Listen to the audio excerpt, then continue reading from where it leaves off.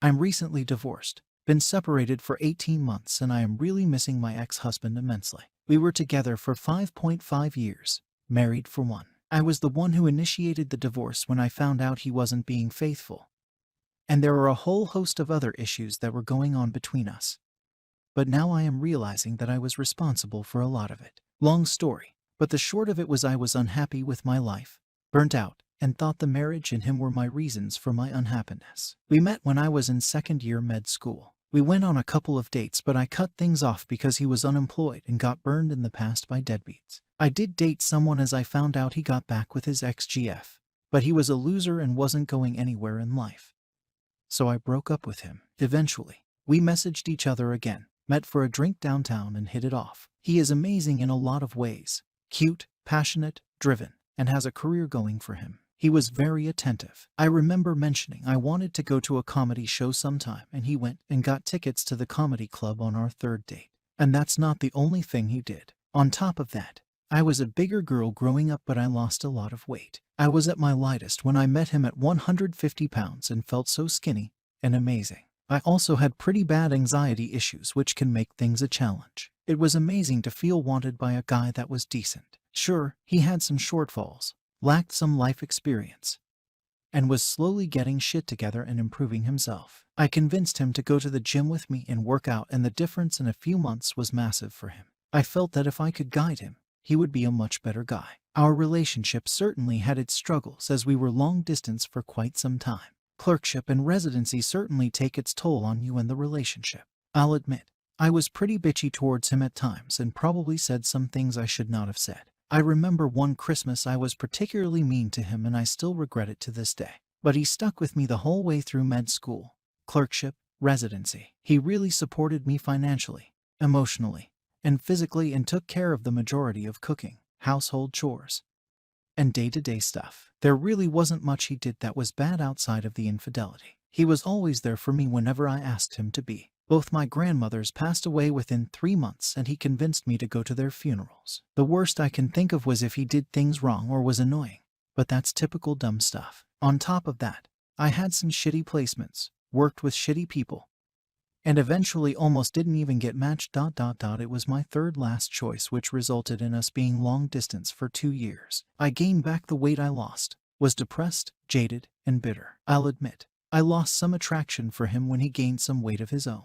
We got through it, reunited, and got married. It was a perfect wedding, and despite what happened, it was the happiest day of my life. The trouble really came when I was transitioning into being an attending physician because I was so used to being a resident.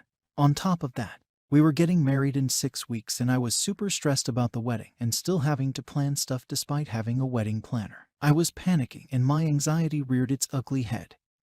I went on SSRI meds for around 4 months. My husband offered me to go to therapy through his work seat, but only went to one session as I was busy and found it hard to take time off. I felt I didn't have any more time to take him out on dates, and our time at home was spent on opposite ends of the couch watching stupid shows. Our sex life suffered and was pretty vanilla.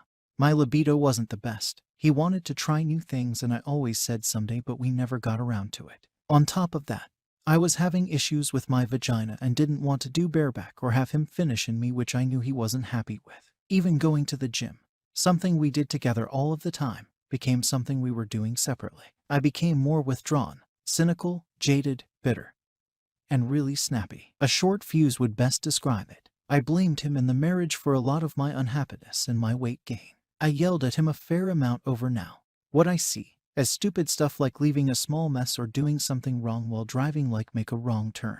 I could tell he was putting in so much effort to keep things going, but I wasn't doing the same. I put in effort at times, but it was half-hearted because of my tiredness, anxiety, and mental state. I felt drained having to keep all of those things going. I'll never forget the event that started it all. My 1049's health was slowly declining over the years, and she passed away.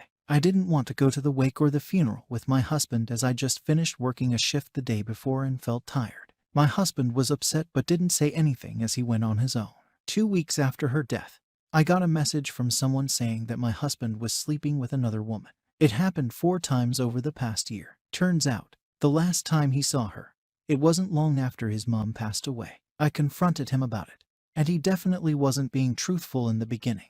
But eventually he confessed everything one night that he did cheat on me before and after we got married. My world was shattered. I immediately asked for a divorce even though he begged me to stay and said he would change and be fully committed to me. I went to marriage counseling for his sake, but we only went to one session. I was emotionally checked out at that point. Initially, I thought I made the right decision. I thought with me being a high-earning, career-driven woman, and having changed my look and bought new things in life, I thought I wouldn't have any trouble finding another man. I started going old not even 2 weeks after leaving him. It felt weird and embarrassing to be out buying condoms again at 29. Soon, the weight of my decision began hitting me. Dating has been a frustrating experience. Many may encounters ghosting, guys being assholes, and other common things that happen with online dating. I am with someone right now, but I know this won't last long term. I haven't even introduced him to my friends or family, and there's no pics of us on social media. I don't even go out in public with him because I am embarrassed to be with him and he has nothing going for him. He's merely just to fill a void that I have now that I am not with my husband. A lot of the ideal qualities I want in a man all led back to what my husband is. We haven't had contact since the divorce was final. I have thought about reaching out to my ex-husband and asking to fix things, but I am worried I have damaged our marriage beyond repair. Even though I think I wouldn't have much problem getting him back. He seemed to have moved on. He's now with a nurse, who, I hate to say it, is much prettier and skinnier than I am.